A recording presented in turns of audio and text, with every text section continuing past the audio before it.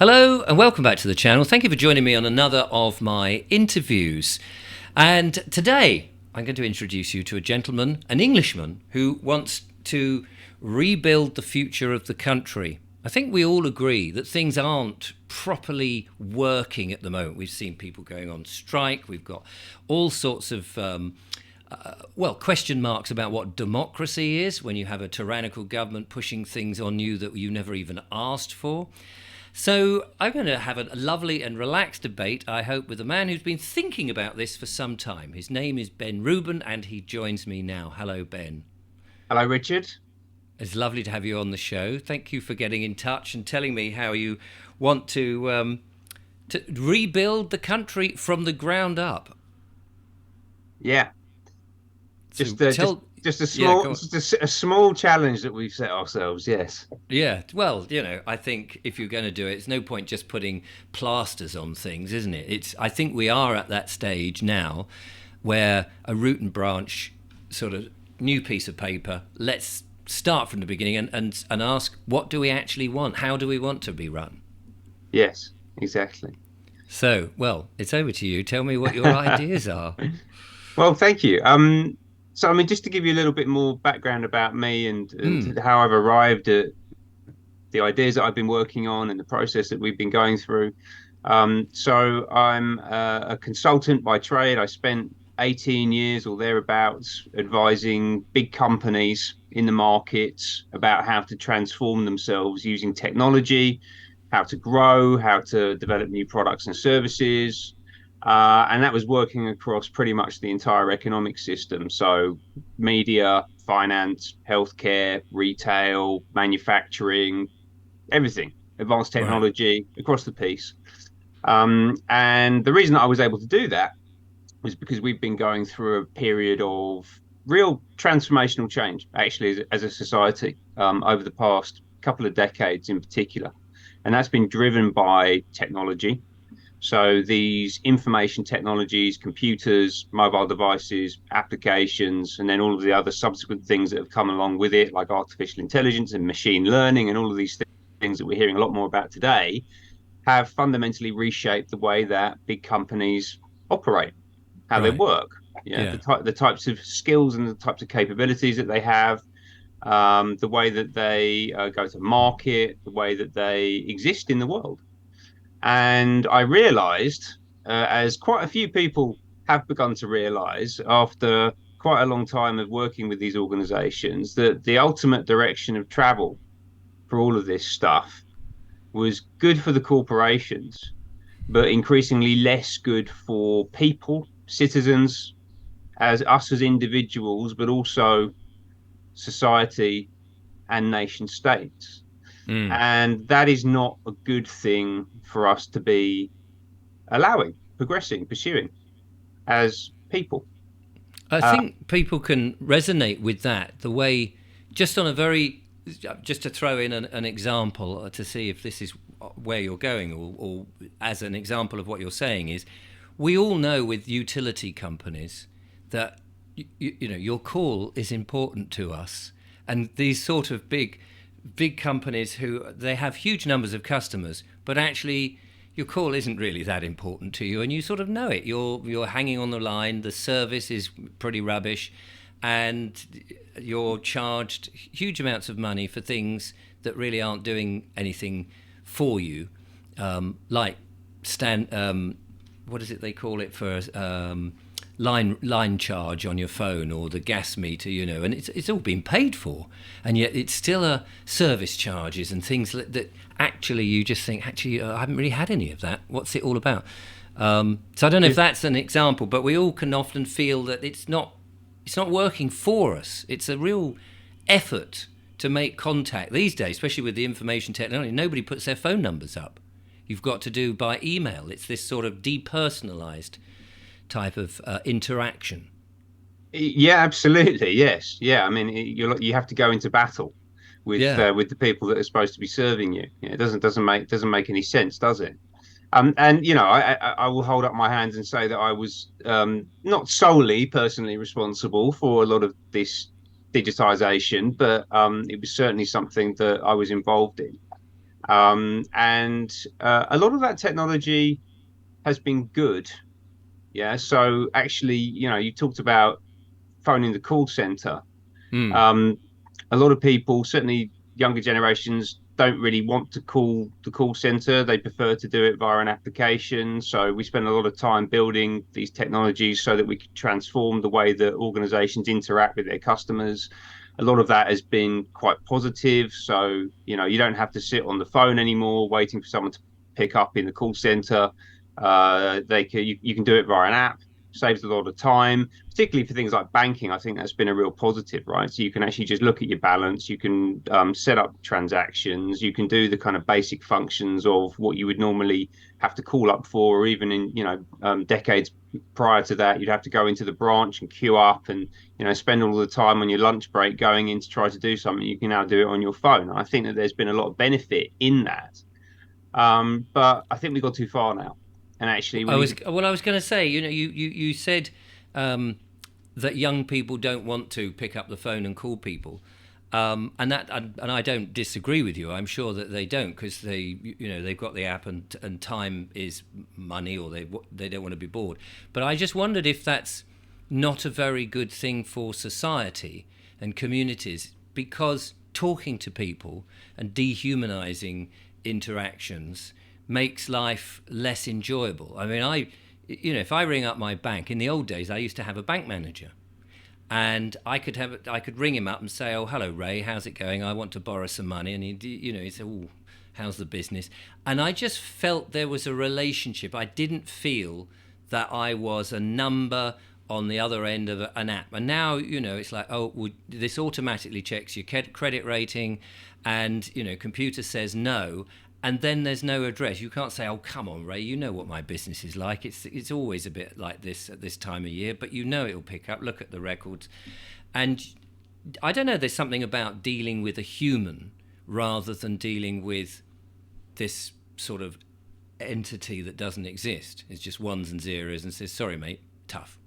Yeah, so yeah, you're dealing with an algorithm rather than a human being. No, I Mm. completely agree. And particularly for things that are a bit more complicated and nuanced, right? So, for certain things like just checking your balance, great. That's Yeah. fine. Like you should be able to just do that very quickly. And Um, and but I totally agree with that because you don't no third party or human needs to know that Richard Vobes' balance is £10, 4 shillings and threepence halfpenny. it's So quite, to be able to do that privately, I totally agree. yeah, exactly. So the question is about getting the balance right, and and Mm. and and, and what we talked quite a lot about banking here, and I think we started off talking about utilities. So ringing up to pay your energy bill, or look for an engineer to come out for a visit, that kind of thing. This has happened across the whole system. Like people will not have failed to notice that this digitization, these new technologies have they've appeared everywhere, right? And actually, the big drive in industry, and it's happening even more in government now as well, is to replace human to human interaction with digital technology. A lot of the time, that technology is being driven by increasingly by what they describe as artificial intelligence. So these algorithms that make all of the decisions on behalf of the organization. And that's having an impact on us as customers, as users, as citizens, as individuals. But on the flip side, inside the organizations, it's having an enormous impact as well. So what you're finding is that businesses that previously would have employed tens, hundreds, thousands of people now don't need to do that. Mm. And the impact on society has been profound, and it's becoming ever more profound as well. So these organizations, if you think about like a big business like a retailer, for example, you go into Tesco now, we go into Sainsbury's, and there aren't any people on the checkout. In fact, I was there in my local Sainsbury's on Saturday morning at 9 a.m., which is peak time for people going in to do their shopping on the weekend, and there were no people on the checkout at all. So you have Mm. people with these enormous trolleys full of food being expected to go through the automated checkout, right? Where you do it yourself. Yourself, yeah. Yeah, which aren't set up to handle huge trolleys of food. You only have a tiny little area where you can put stuff, and it's not the way that it's done, right? Like it doesn't work. Well, the retailers, Sainsbury's in this instance, but this is happening absolutely everywhere. They don't seem to care about that. Well, they haven't thought about it. Mm. And it's actually laughable. You know, the idea that you could just completely replace all humanity with Well, with these sort of machines. you've just described in say in a farming world is the automating milking on a dairy farm where the cows just come in. There's no human, no one to check the health of the cow or anything like. They come in. I mean, maybe there is some sensors and says, oh yes, your teat is a bit sore here. I won't milk it. But there's no. And there's nobody there. It's just automated. The cow comes in, and it's sort of all very mechanical. And as a shopper, yes, you want to be speedy and you want it to be quick. And sometimes the person in front of you is bloody slow, and they haven't got the money ready. When they've just put all the items on the conveyor belt, and you can have all those problems. But there is something about human contact, because somebody might just say, oh, you look radiant today, or I love what you've done with your hair, and you walk out thinking, oh, that's really nice. And let's face it, I remember the old days, because I'm old, when you'd go into the sweet shop and you'd have your sherbet lemons, and the guy behind the counter had one of these big Avery swingometer type weighing scales, and you'd say, I have a quarter of sherbet lemons or bonbons, whatever it was, and you'd always put an extra one so the needle went over just a little bit, and you went, I've got a little bit more than, or if it was 51p and you've only got 50p, says, oh, don't worry about the penny. But you don't Right. have that now. There's if you have, it's 51p and you've got 50p, you don't have the item. There's no discretion, there's no leeway, There's no generosity. and Right. no generosity. And Yeah. it's those things that make you want to go back. Yeah. The guy, he knew that if he put an extra couple of sweets and the thing went over and you felt, oh, blimey, look at that, he hasn't noticed, you go back to that sweet shop and he's got your custom. Yeah. Exactly. That's a really wonderful example, actually, of what we're talking about, right? And it's happening everywhere. So everything's becoming increasingly digitized. Everything's becoming increasingly centralized. Mm. So all of that power and decision-making capacity and the capability and the technology and the money and all that kind of stuff is getting hived up into an increasingly small sort of subset of organizations, which themselves are becoming increasingly small as well because they're so automated. Right. So, and actually, we're arriving at a point now, which is what I call peak globalization, right? So, actually, we're sort of venturing into territory where all of the services that we access across every area of society are becoming completely centralized and increasingly globalized in pretty much every walk of life. And that's great for the people who own them Mm. because they can run and operate these things in an incredibly efficient way. And it really is all about efficiency. These are bottom line decisions. It's about squeezing as much profit as possible out of the systems without any consideration, really, or very little consideration for humanity or generosity or, the things that ultimately life is supposed to be about, right? Well, let me ask you this, because this is something that I've thought about and was thinking this would make a video on in and of itself, and now I've got the opportunity to put it to somebody who might understand what I'm getting at. A corporation in and of itself is something that's really just on paper.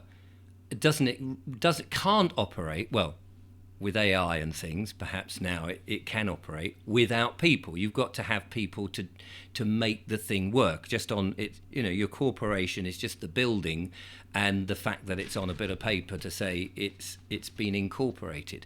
So firstly, who owns that corporation in terms of a human?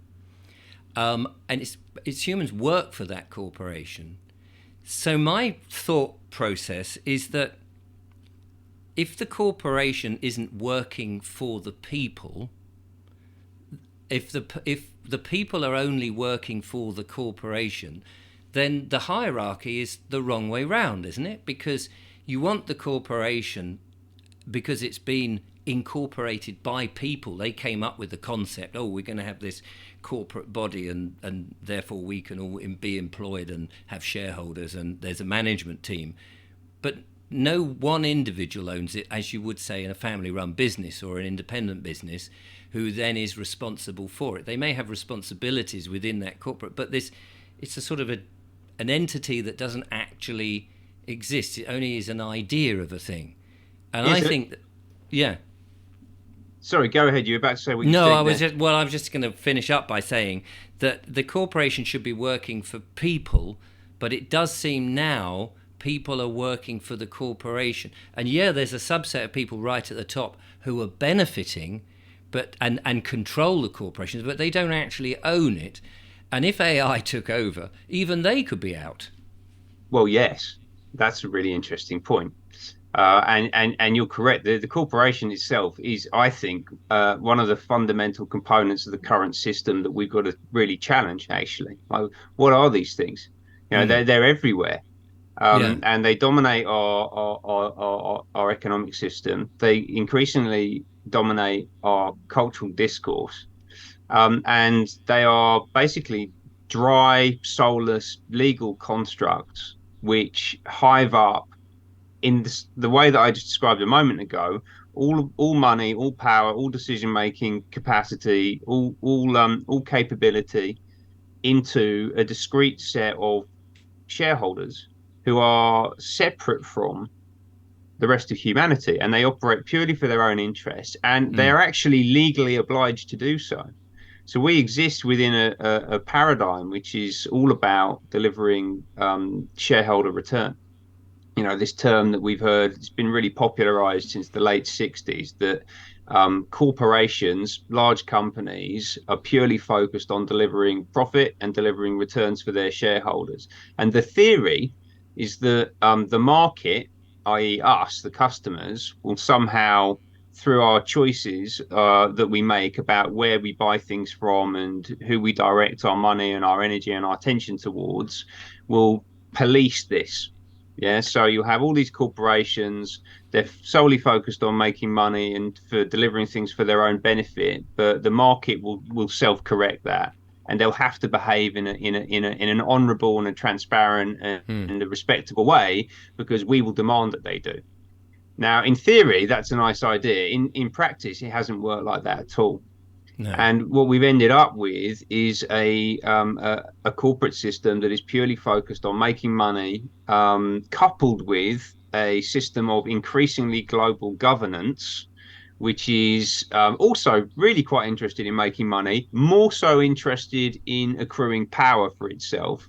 And you've basically got the people who are interested in making as much money as possible, and the people who are interested in accruing as much power as possible have been establishing relationships with each other, working to each other's ends. And it's really that sort of simple but quite fundamental phenomenon that's driven us into the position that we currently find ourselves in today, and that's what sits behind a lot of the kind of darker things that have Mm. been going on under the surface and increasingly are popping up above the surface in in the system around us. So we can both, I think we both agree there that these corporations are a bit out of control, not just a bit, but are out of control and too big. Yeah. And in my mind, definitely not serving the people in the same way that an independent or family-run business who values customers. Hmm. Because if you don't value, I mean, so as you say with the shareholders, it does seem that decisions are made for the shareholders rather than the customers who are buying stuff, as if they are the second class or the third class in your three your three party system, the management of the corporation, the shareholders, Mm. and then the customers. It's like the customers always seem to come last Yeah. in all of that, which is a shame. Whereas with a independent company, you're dependent on your customers, and you're servicing them to make sure that they return as customers. Yeah, and you appreciate and understand that you are the they are you Mm. ultimately, right? Like yeah, Yes, yeah, we're and all people. absolutely right, and you're all um you all have an important value creating function within a very complex interconnected system, which is human civilization.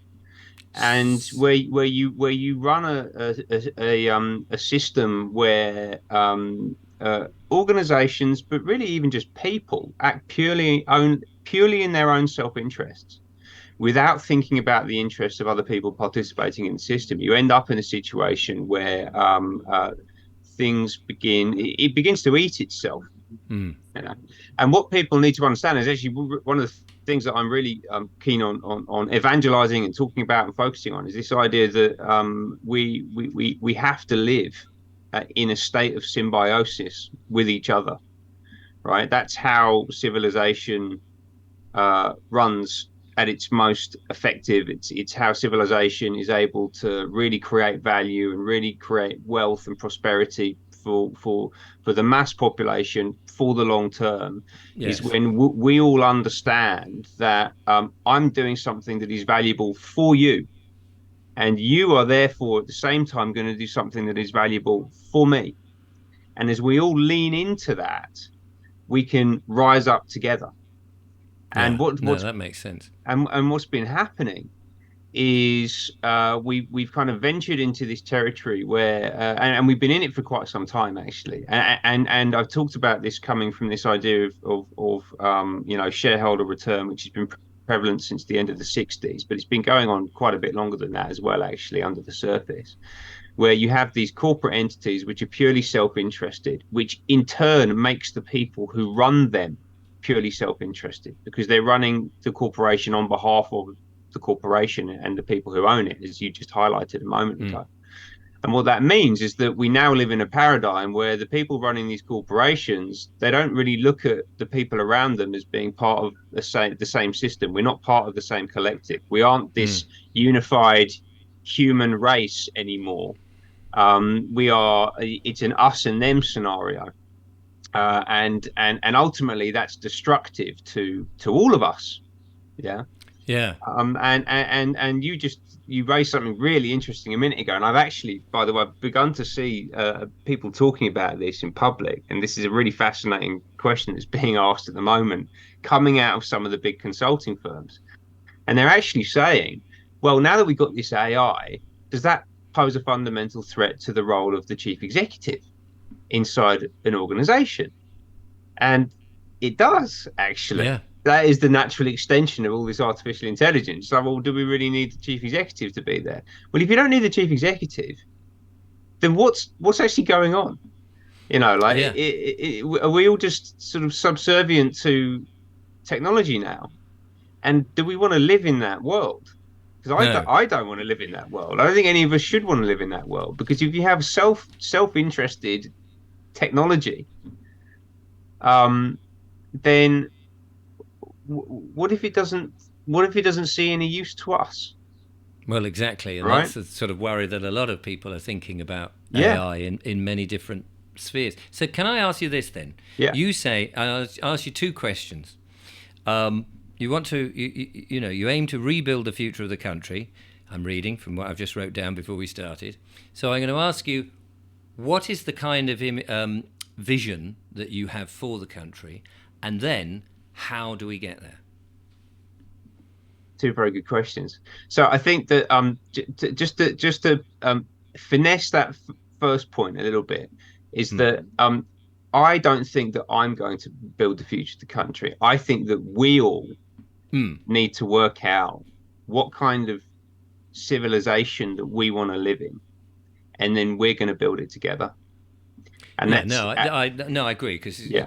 I'm not saying right. Here's our new dictator who's going to tell us how this is all going to happen, and everyone thrives over. You're the antichrist that we're all going to go to, and dictate to us how it's going to be. But clearly, you've Well, thought about this, so you have an idea or a vision of the sort of thing that yes. so in other words, it does seem to be that you're not really going to be in favor of AI taking over big corporations, and that the where you actually need a physical person to do something, and I wonder what that is in the future. Yeah. Pretty much, it's just an automated world in which well, in the end, as you say, the money becomes irrelevant because greed is a human condition, isn't it? The greed of somebody saying, well, if we have our stores everywhere, we make more money, I make more money, I have a bigger yacht, a bigger aeroplane, a bigger this. But does AI have greed in that way? It just goes, well, you can program it not to have greed. It just expand, expand, expand, dig up the country, get as many roaring materials out of it until the world is no longer in existence. Yeah. So anyway, presumably that's not what you want. So I'm interested in where you think we should be going. No, it's absolutely not what I want. I don't think any of us should want it.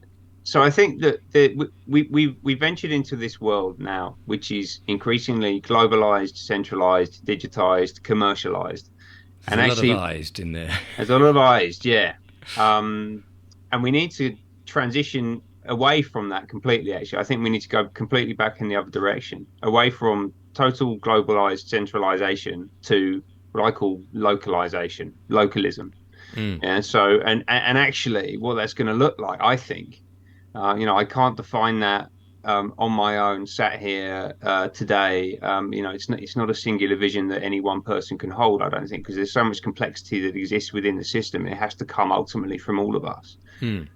But I think that it's going to look a lot more like what we probably had about 100 years ago, maybe even a couple of 100 years ago, in a lot of regards. You'll have much more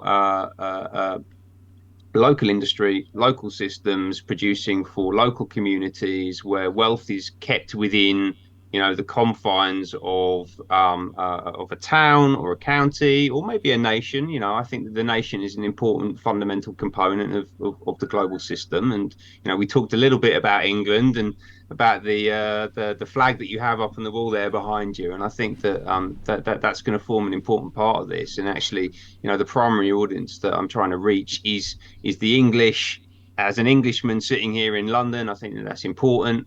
Beyond that, I think that the Brits more broadly, so whether that's the Scots, the Welsh, or the Irish, we've got a very strong heritage of mutual history and mutual collaboration and mutual respect, alongside a whole bunch of other nastier things as well over the centuries. But I think that in today, this day and age, we can have sensible conversations that reach across those boundaries, and we should be looking to do that as much as possible.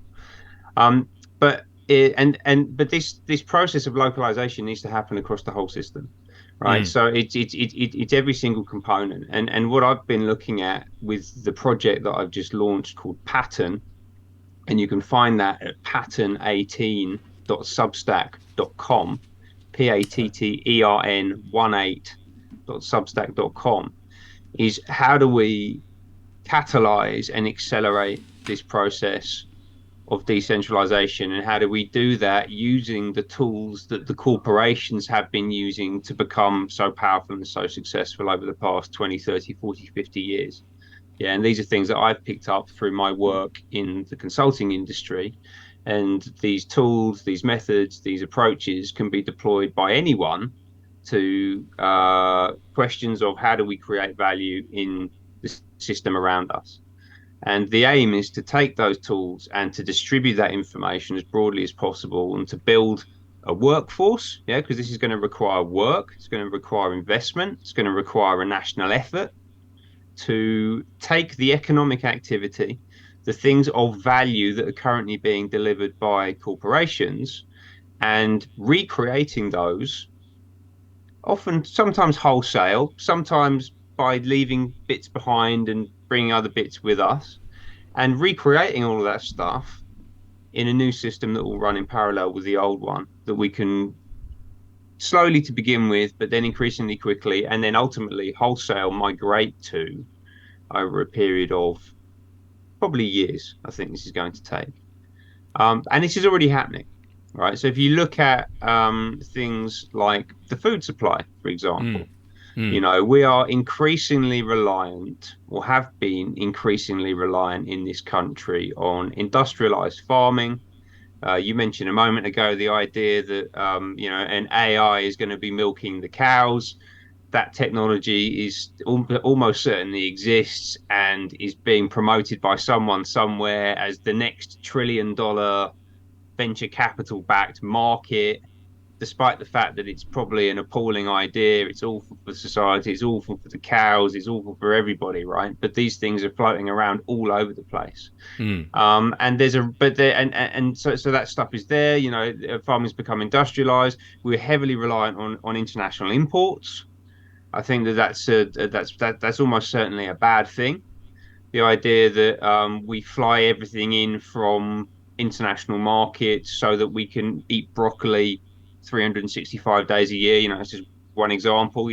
We should be And, thinking, and and and all of that is an irony in itself, in which you've got corporations as well as governments sort of trying to sort of say, well, we want to be greener and all of this, and yet they're on the so-called global warming sort of thing. We're trying to save the carbon, but actually, because you're instead of saying eat seasonally yeah, and eat locally, it's no, you can have your broccoli or whatever it is 24/7 whenever you like, yeah, which clearly the two concepts can't be right. If you're going to take the idea that there is too much carbon, if and I obviously don't, but if you take that concept, but you can't then have your cake and eat it and say you can have broccoli whenever you like because we can fly it around all of the world, and yet it's greener.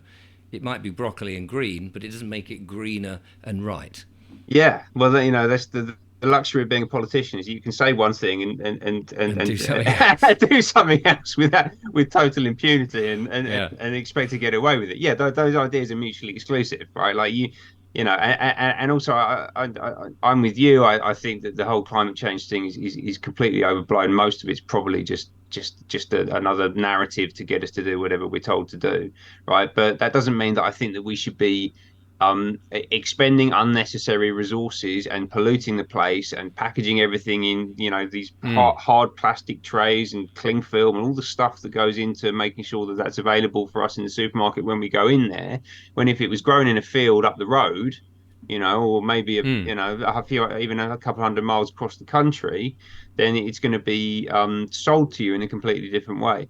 And actually, if you look at the way that countries like Portugal, for example, and the continent and the French, obviously, they're great at this. They have a much more profound and deeper connection to the land than we do currently. And I don't think that's always been the case. I think that's something that's come along in the past couple of centuries. Yeah, we've been disconnected from food, we've been disconnected from our culture in a whole bunch of ways.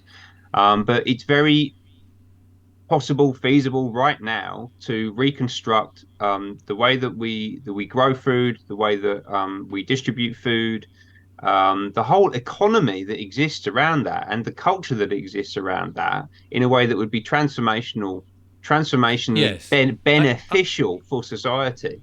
I can Um, certainly see. I can certainly see with the food that people are beginning to question when it's highly industrialized and it's very much processed, that it's mm, not terribly healthy. mm, And so, as more and more people have become aware of their health because of recent problems that are being thrown at us, whichever way you look at them, whether it's well, whatever, he says, being very careful, having had a recent strike on the platform that I'm on.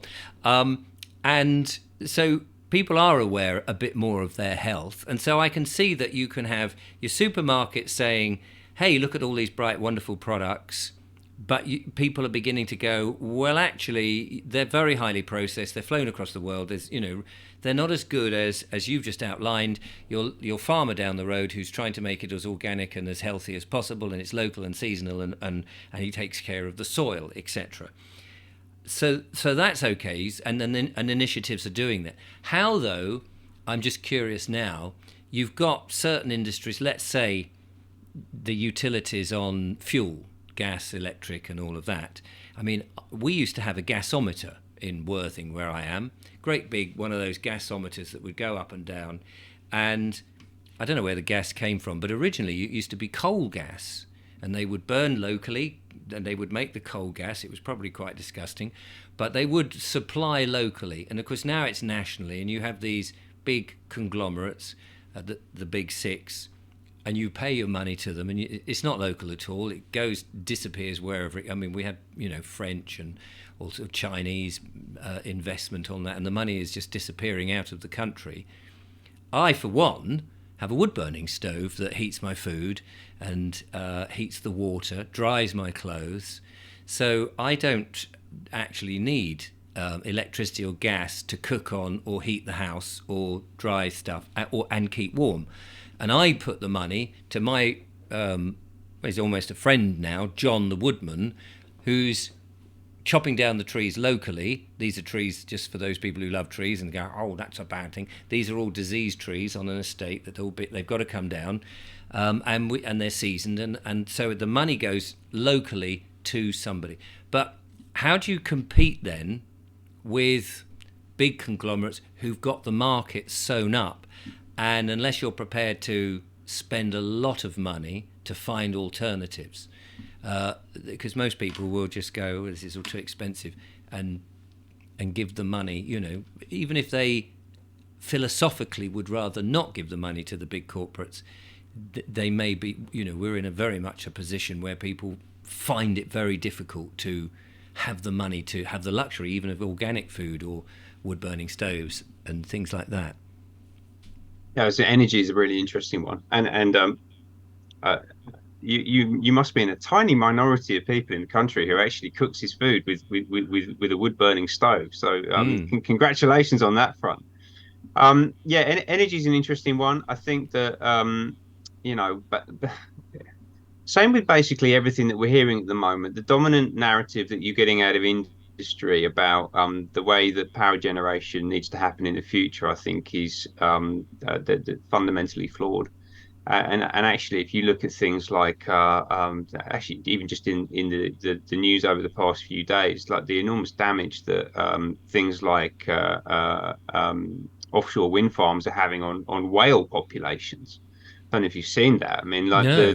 the process of mapping the seabed using these, they set off explosions and use the sonar that's generated from the Oh, right. explosions to map the seabed so they can then go in and put the pylons down. Well, that's enormously dangerous and destructive to whale populations. Well, And duh. well, It's right, like, yeah, exactly. yeah, Yeah. it's like you're going to set an explosion off in the sea. Yeah. Surely you've thought, hang on, what about the wildlife? Well, no, well, maybe they did and they didn't care about it. I don't know, Yeah. but there are so many things Mm. in these supposedly progressive agendas, Yes. where the actual implications have not been properly considered, and or are being ignored. Mm. And energy is another really good example. And this drive towards mass electrification of everything is Well, it's extraordinary. stupid. To me, it's extraordinarily stupid because once you've electrified everything, once that power source goes down, you've got no backup. Yeah, And who controls the knob?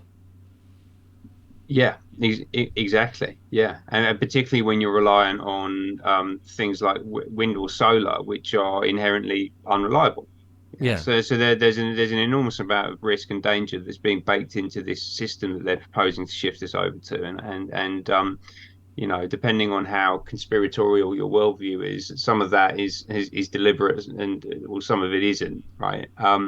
But I mean, even if it's not conspiratorial, if you have everything in one system, I mean, you know what it's like. You go to the bank and you say, I'd like to get some cash out or what have you, and they say, well, the cash machines are down. Our computer is down. Oh, well, can you not nip to the shoebox at the back where you keep the money, just take it out the safe and just give me a tenner? No, we can't do that. Or if the internet goes down, you can't send an email. All the time you have these huge monopolies, even if it's just down because it's broken, you're stuffed.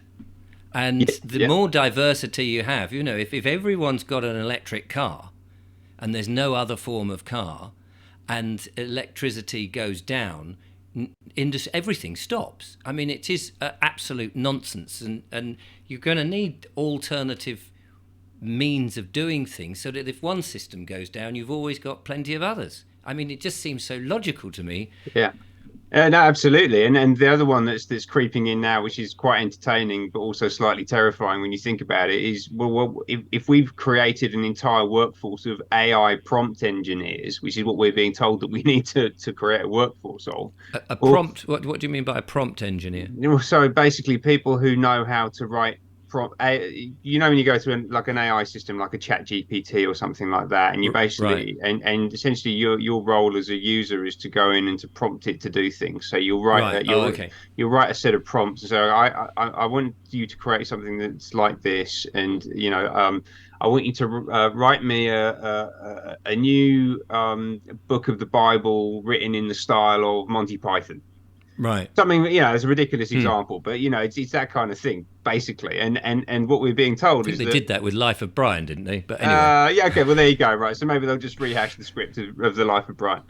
But and it will be 10 times worse because it's just a rip off by an algorithm, right? Which is the Hmm. problem with a lot of this stuff that's coming down the pipe right now. But if you've got a workforce that's entirely dependent on artificial intelligence to do anything, well, what happens when the AI goes down? Well, they Hmm. can't do anything. They're useless. Hmm. And I had a conversation with UK Column about a month or so ago, and we were commenting on a recent event which was run by the not Toby, Tony Blair Institute for Hang on. Glo Just wash your ears. Wash your mouth out, young man.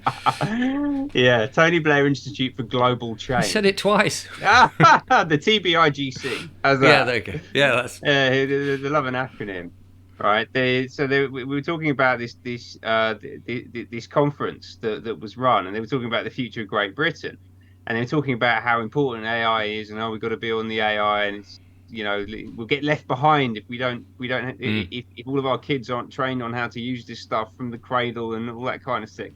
And the question I asked was, well, what if you all of these AI engineers, if you put them into a room with a piece of paper and a pencil, would they actually be able to create anything new? Would they be able Hmm. to do anything?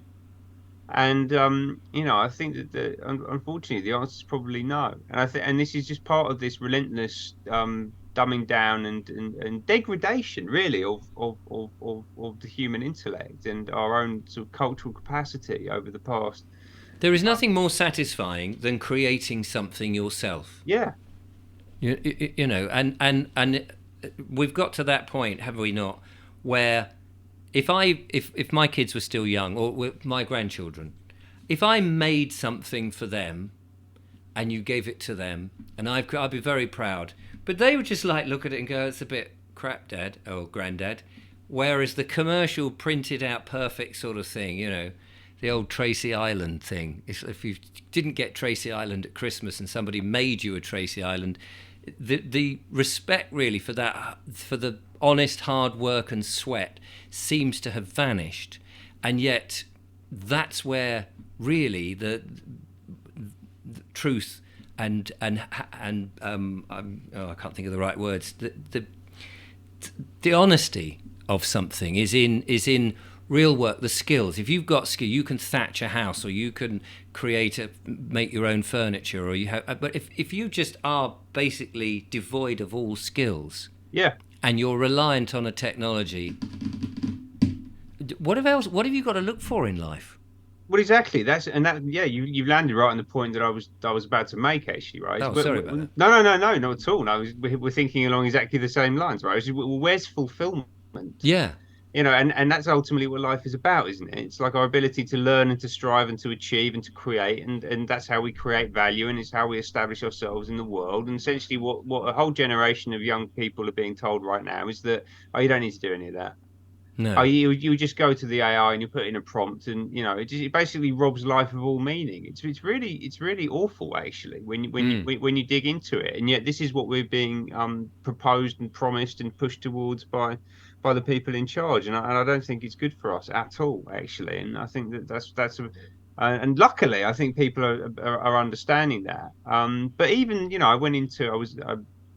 was in over at Imperial College recently, and not through any formal capacity or relationship I have with with the college itself. A friend of mine was involved in a fashion show there, and I went along to go and support. And we were sitting in the backstage bit, and there were a bunch of students sort of sitting there chatting away, and they were playing around on Chat GPT, and like they were obsessed with this Chat GPT, this tool, and they were asking loads of questions, and it was telling them loads of things, and I was looking at it thinking, you basically had your entire the whole reason that you're here has just been completely robbed from you because you've Mm. basically been told that you can now just go to this thing and you ask it a couple of questions and then it will produce reams of content and then that's and aren't And you that's enough. that's enough and aren't you smart like look at Mm. what you've done and it kind of tricks people into this false sense of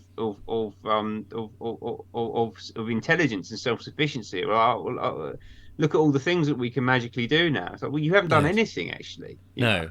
young I think, person. I mean, it's funny because I spoke to Andy Thomas, who came on the show and was talking about the worries of AI. And his argument was, you can go and program a number of items and have a picture, say, made, an incredible picture in a matter of seconds.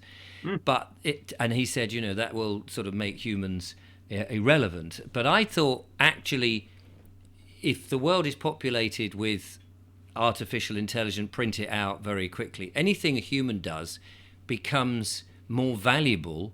So if you actually paint a real picture with real strokes, it's so mm, unique. yeah, Yes, it can be copied a million times. Or if you're a musician, you actually turn up and play those. Play the instrument in front of somebody.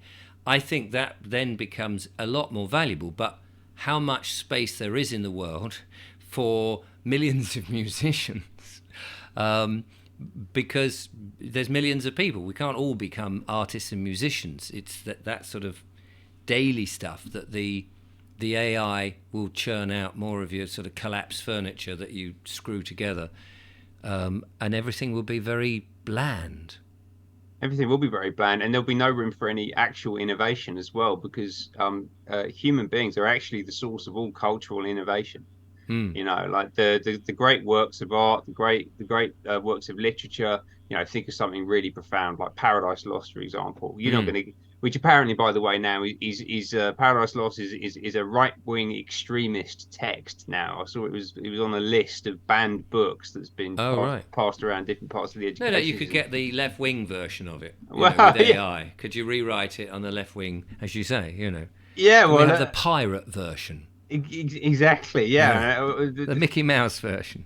The Mickey Mouse, yeah, with God removed, right? Yeah. Like that would be quite a terrifying prospect, wouldn't it? But our capacity as individuals seems to be waning on that front, right? If you think, just to build on that example, if you think about Milton's creative process to actually write that unbelievably complicated and nuanced and profound work of art, is there anyone operating at that level today? I Mm. don't know that there is. You look at some of the sculptures that exist like all around London, in our great museums, but across the whole of Europe. Yeah, Mm. you would have great masters creating unbelievable works of art in their early 20s. How many 22, 23, 24-year-olds today are masters of an art form or really pushing the envelope of what's been done before by humanity as a whole. And I think that we're seeing fewer people really breaking through and doing things that are profoundly different. And I think that's absolutely a consequence of this reliance on technology and the way that this stuff's being embedded into our lives and the enormous distraction actually that it causes as well. You think about the way that just a relatively benign example, something like Instagram, it gets used on a daily basis by lots of people, and well, what aren't you doing today that in decades or centuries past you would have been doing? And I don't just mean the basic fundamentals of scraping out an existence in a feudal society in the Middle Mm. Ages. I mean, actually, the things that humanity was really invested like look at the cathedrals that we have in this country. I was in Winchester recently, seeing some family members, and I spent quite a bit of time over 3 days going in and out of Winchester Cathedral, which was built 1,000 years ago. Right, this is an ancient building, yet architecturally spiritually, culturally, it's more profound than anything that's been built in this country in certainly hundreds of years. You've obviously Yes. not been to the myriad of new builds that are popping up with five, well, if you're lucky, four or five variations on a theme with mean little windows, which are absolutely stunning and so lovely to live in, I imagine. You know, you're quite right. You know, architecture is just so absolutely bland. Yeah. And and the aesthetic of your surrounding is part of the what which keeps you going, isn't it? You if you work and live in beautiful buildings that have an aesthetic, it raises up your vibrations and it makes you feel, you know, subconsciously, I think, good about where you are. But if everything is just very bland and very mean and similar, and there's no focal point, Yeah. or you know, it's again, it keeps coming back to this point. What is the point of us being here? Because Yeah. we've got so we're sort of running close to the time thing. So I want to know how we get to a point where localism, creativism, if that's a word, where you know the individuals and groups and the unity of people can move the ship from this direction of tipping over the edge back into something which is valuable, honourable, and desirable for the people who live here rather than the technology itself. How do we do that, So I think, Ben? well, the first thing is that we got to people who resonate or with what Richard just said need to come together and to coordinate, to talk with each other, to share skills, to share knowledge, information, and to um, think through the type of society that we would be living in if all of those good things that have just been described are actually put to the forefront. And that is a collaborative, co-creative process. And that's what we have started and will be kicking off and accelerating and progressing over at Pattern. So please come and find us there. That will start off with the more mundane things, right? You need to get the simple stuff right first. The fundamental building blocks of society have got to be re-established and put back in place, yeah, because they've been thoroughly undermined across the piece, actually. And we talked a bit about food, but I think it's true absolutely everywhere. Yeah. So um, the food supply, food distribution, healthcare, you know, how health is delivered in this country, what actually we understand health to mean, which is very Mm. closely linked into what we eat. By the way, those two things are really, you know, they are symbiotic with each other. You can't separate them. And you talked about this idea of ultra processed food.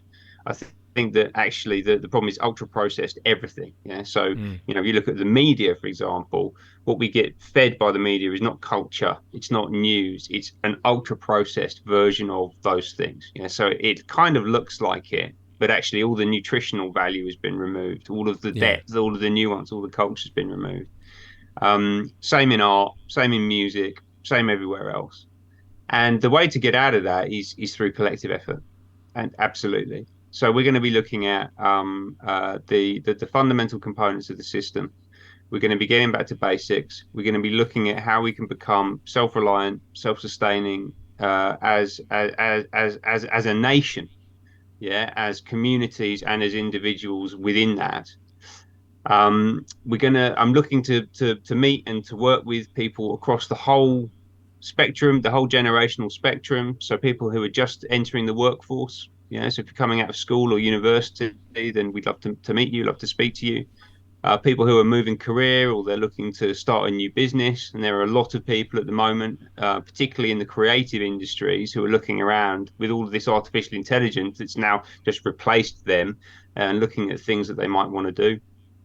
So we'd love to speak to you, even people who are just interested in building new skills and finding out a bit more about the world, building their knowledge base, extending their network, meeting some interesting new people, encountering some interesting new ideas. And we're also really interested in people who are investors Yeah, so I like they have this idea of conscious capital, right? So people who actually have something behind them, they've built a business, they have some wealth, they have some knowledge, some capability, and they're thinking about where they want to put it, and they actually want to build the nation back up for the long term and push prosperity out as far as we possibly can, right? I think one of the most important things is we shift away from this existing paradigm of corporate globalism into something that's much more local and human, is that we need to create opportunity for absolutely everybody. So, we're looking for people who want to invest in that. And not just from a financial perspective, also people who've actually established themselves, they've built businesses, they have capability, and they want to think about how they can personally thrive and help their existing organizations thrive in this new decentralized world that we're going to move into. And we're going to start off by talking about healthcare. As I said, we could start off by talking about the food system, get those fundamental building blocks right. But then we're also going to be looking at the media. We're going to be looking at energy production. And there are some absolutely fascinating things going on in energy that are completely outside of the dominant paradigm that we're being told that we need to move to. And they don't just involve wood burning stoves, by the way. Not that there's not a critical comment, right? I think what you're doing is fantastic. I also think that there are some extremely advanced technologies out there at the fringes Mm. waiting for mass adoption in absolutely every area of the system. Oh, and I totally agree. I mean, Yeah, my wood burning stove is it's very primeval. It's yeah, and I like that because from just a very personal point of view, I have to go and chop the kindling in order to get the thing going, and then it just reminds me that cooking is it's not just nipping to the shop and getting a pizza and shoving it in the microwave. I have respect for the food and the whole process. But I totally agree. I mean, it would be impractical if 60 million people was trying to sort of find enough wood to burn. It wouldn't, and the pollution would be extreme. But it is for me at this moment a way to not fund the big six or the existing paradigm.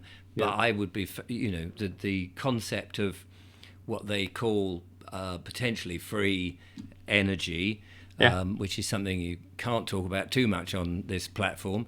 But with those sort of things being rediscovered and rolled out, I think that the future is going to be amazing. The future is going to be amazing. And actually, I've been talking to a number of, I guess you would describe them as inventors, actually. Who a lot of the time are slightly wacky, eccentric individuals working off the side of their desk in a garage. I don't know. Are you sitting in your garage right now, This Mr. is actually Vobes? the master bedroom of my two up two down my two up two down Victorian terraced house. So I Okay. actually behind that wall there is my real bedroom, which is the small box room, Yeah. and the main bedroom has been turned into the studio. See, the sacrifice. It's Ah.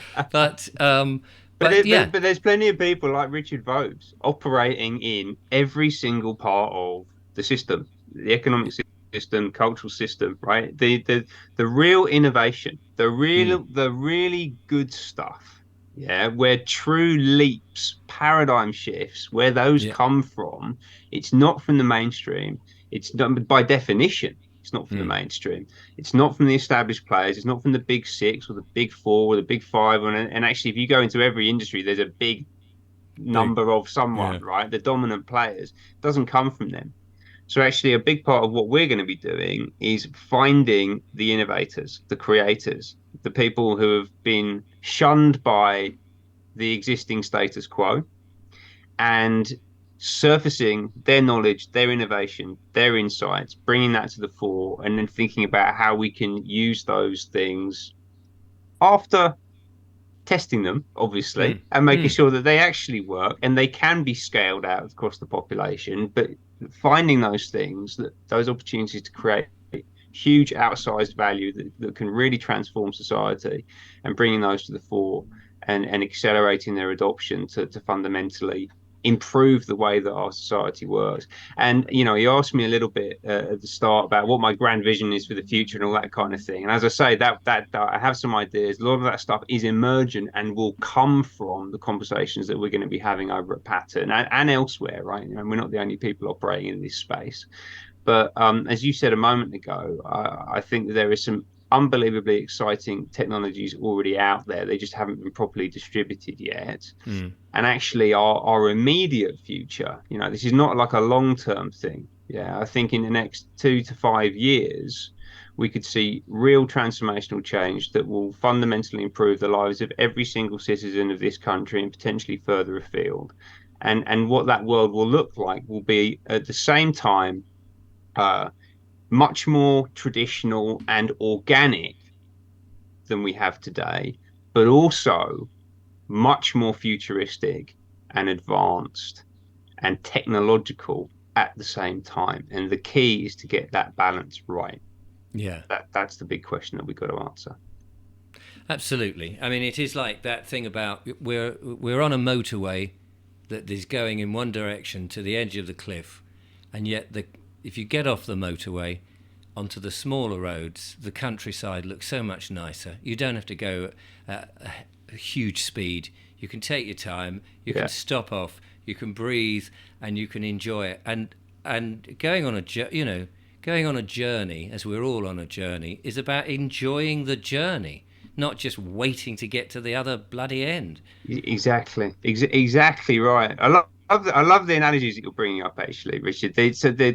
We're constantly being told that everything's speeding up, everything's moving faster and faster and becoming more and more complicated. And actually, that's not true. It's being presented to us as such by people who would benefit from the Mm. world being like that.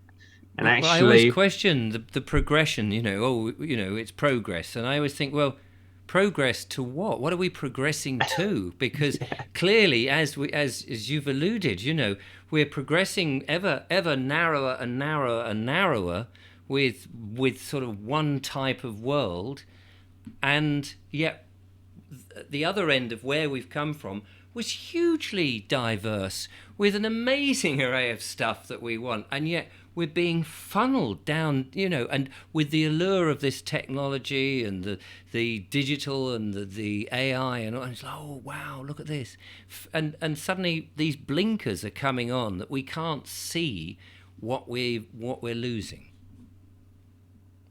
absolutely, absolutely. So so we find you at pattern18.substack.com. Indeed. And we've actually launched in response to the Future of Great Britain conference, which was run by the gentleman whose name I will not mention Oh anymore, yes, yes. because of the extreme allergic reaction that Oh Mr. Bogues gosh, I has. got the bucket nearby. I can tell you. It's like, Yeah, so I've actually launched a Future of Great Britain initiative myself, as a riposte to that one. oh, good man. Yeah, well, so I think someone And had I to. think this is, sorry to interrupt you, and I know I No, don't try to interrupt, but I think more of this needs to go on. You've got people like the WEF, and they say, oh, hello, we're the think tank that tells you how it's. And I think more people should go, okay, that's fine. You're a think tank, but let's have half a dozen other people giving different ideas. Why have we just got to listen to your one? And you, WHO, there's the World Council for Health, which has a different opinion than the World Health Organization. Got to get these two, they're similar names. But, they have, let's not just say there's only one way of doing this, for goodness sake, and that's the only choice. So good for you for coming up with your own version of that silly man who thinks he's still in power. Can't wait for the rope to be turned out. And can't wait for this. That's the show I'm waiting for. Anyway, sorry. So carry on. I interrupted. No, you're doing my job for me here, Richard. You're absolutely right. No, and I'd just like to make a special mention to Tess Laurie and the World Council to Health. I think they do fantastic work there. I was also greatly inspired by what they've been doing. Mm. And their philosophy, right, which certainly seems to be saying all of the right things and taking the right approach, right? And I really like the fact that you just touched on this word think tank as well, because that's one of the things that we're going to be doing, right? So there are three components to the project. One of them is the creative community, and I talked a bit about, the types of people that we'd like to get involved and to come and join us over there to get into the conversation and also into the action as well, right? So it's not just a talking shop. No. We're going to be building things. We're going to be actively transforming the way the system works. But we're also an accelerator. So where we see really good ideas working really well in the real world, then we're going to get them all over the place, as quickly as possible, and get other people doing them, right? So the idea is not that we then become the new corporation that controls everything. We're going to find the things that are working and try to distribute that as far as possible. And we might be actively involved in that. We might help invest in it to a certain extent as well. But actually, the idea is to create as much opportunity as possible for as many people as possible, so the system runs in a really good distributed way. And then the final thing that we're going to be doing is operating as a think tank. Yeah, and issuing cutting edge policy statements in some of the most important areas that we can see. Some of that being about the things that we've touched on quite a lot in this. So things, like what's going on in the food supply and what are these strange regulatory constructs that the current government are trying to implement to make it more difficult for smallholders to grow their own food and sell it to the local community, for example. That seems like a really silly thing to do if you actually had an interest in the future of the system. That's just one example. But then also venturing right out into the advanced technology world and looking at the future of the digital device paradigm. We actually, a lot of the advanced technologies that we use on a daily basis had their genesis in this country. Things like the computer, for example, that came from innovation that came out of Britain. We've been historically really bad at creating large industries on the back of those innovations. So a lot of the wealth has been taken over to places like Silicon Valley, for example, from the work that was done initially here. So we need to get much better at that, and those are things that we're going to be actively looking at improving our capacity to deliver as well. It will be it's gonna be a journey, right? I have a bit of a understanding in my mind's eye about how the whole thing's going to play out, but ultimately, and this is really one of the most important things to think about when it comes to understanding how civilizations advance and where wealth and prosperity comes from, is that reality itself is fundamentally chaotic. Human beings are chaotic. They're difficult to predict. We don't know where the new ideas that are going to coalesce together to create real radical transformation and are going to come from, or what the timing of that will be, or anything like that. All we can do is to create the space for innovation to happen. And then it's just a case of waiting to see where it comes from, what form it takes, and being ready to embrace it and to reap the benefits of it. So, well, I think we are in a fascinating, not a fascinating time, but also in an amazing time, because we're in this. We've got so many tools at our disposal. That are, as we said before, being funneled all in the wrong way for us to really thrive. And yet we've got this opportunity before it's too late to really think about what we want. Do we want to just go down that route and just fall off the cliff where humans become irrelevant? Or do we want to find fulfillment for all of us, for our families? And I think people are beginning to think, actually, what's the point of us if everything is done for you and you have no, you're just basically a blob sitting there where everything is done for you. What's the point of being alive? And I think people really do thrive when they get involved in something. So everything that you said resonates highly with me, and I think people are ripe right now to rebuild the society and think, actually, this should all be working for all of us, not for a small minority on their little islands and taking advantage of all of us. And I think it's a very exciting time. And I talk about the solutions as much as I can on this, because we are in certain fearful elements as well. But it is giving people that hope and thinking, blimey, there's somebody else. That Vobesy, he's got another bloke on the thing. He's got a vision. Because a lot of people, when they get in touch with me, they're sort of going, but what can we do, Richard? What can we do? It's, the big corporations against us. And you've just, this is what I love about being here, this side of the camera, is having people like you and others on who've been thinking about this and helping people go, oh, there's a spark. And we only need a spark. And suddenly hope is there, and people will be running. I'm sure they'll be running to your website now and saying, how can I get involved? Because I'm pissed off with the way things are. I hope so, and more the merrier, actually. And honestly, I believe, I'm actually getting goosebumps sitting here talking to you. Right, I personally feel like we're on the cusp of a golden era in not just in this country, but I think we're on the cusp of a golden era for humanity. And there is going to be a fundamental transformation of the global system, and we hope to be part of that.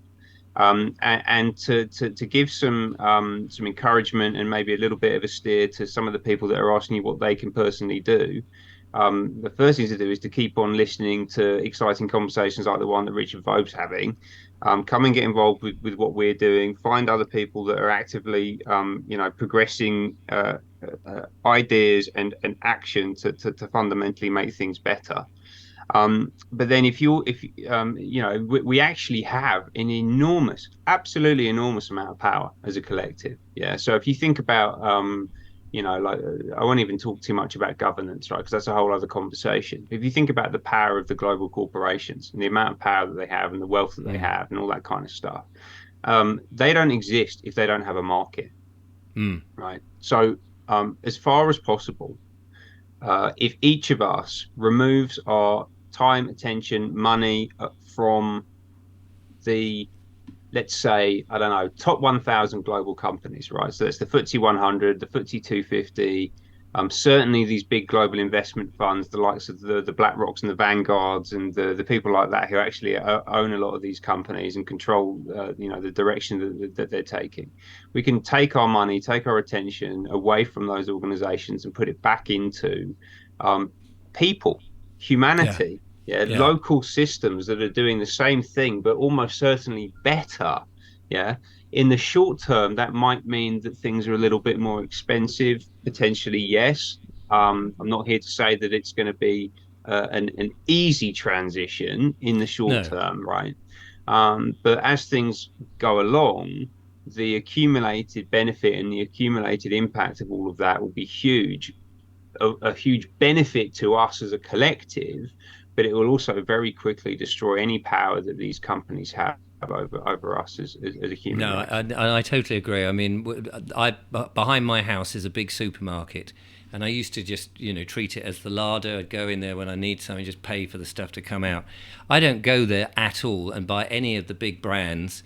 If I have to buy something like firelighters for my wood-burning stove or matches and things, I will at least go to the corner shop, which is an independent company. But we go to the farm shop, which is 7 miles away, to get our food. It is more expensive, but it's healthier, so it keeps me not having to go to the doctor.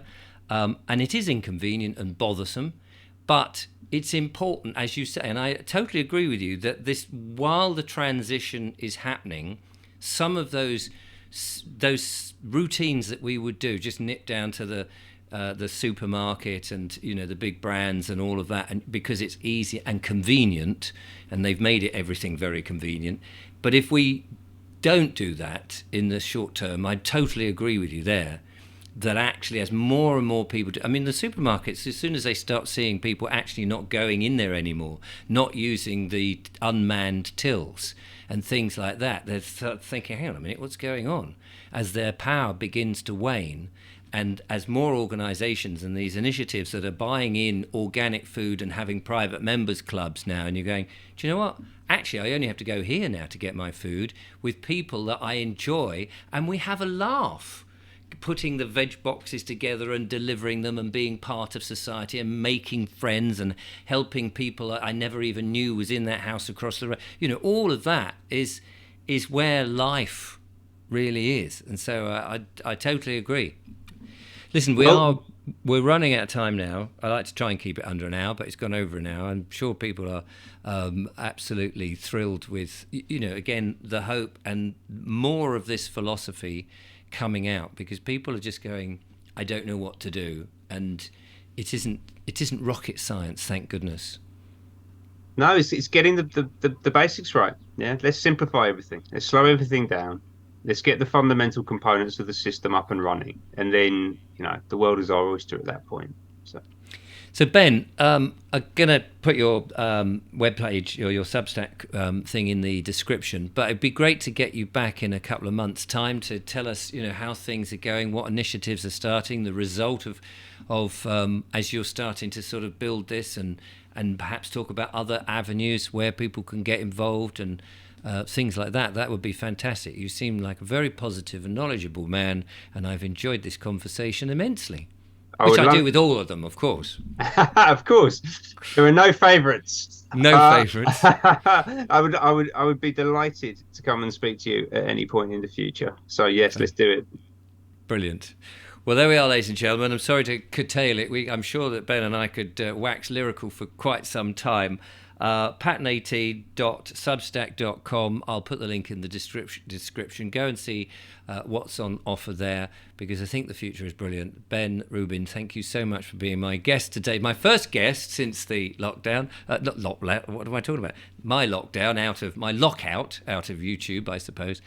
But I shall be back again with more monologues and superb guests in the future. But in the meantime, from Ben, thank you very much, and myself, goodbye. Bye bye.